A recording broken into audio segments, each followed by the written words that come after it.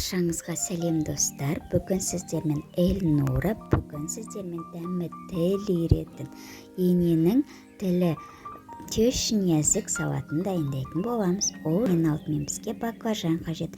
Баклажанды дәл видеодағыдай қылып кесіп, тұзды суға жарты сағаттай салып қоямыз. Одан кейін 3 дана жұмыртқа қажет. Жұмыртқаны видеодағыдай қылып ыдысқа салып, араластырып аламыз. Одан кейін панировочный сухарий қажет. Одан кейін жаңағы дайын болған баклажандарымызды жұмыртқаға және панировочный сухарийге осы кезек-кезек аунатып, қызып тұрған табамызға екі жағынан қызарғанша 2 минуттай қыздырып аламыз.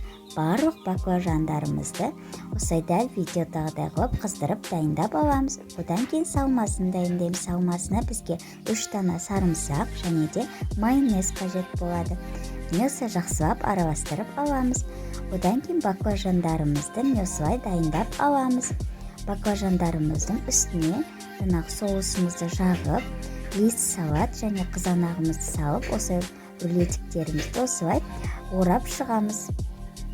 Барлық осылай баклажандарымызды осылай рулетик қылып орап аламыз. Үстінен мен тонкасу деген соус жақтым. Әркім өз қалауынша. Міне біздің дәмі тіл үйрет ененің тілі немесе орысша тещин язык сауатымыз дайын. Егер де видео ұнаса лайк басып, пікір қалдыруларыңызды сұраймын.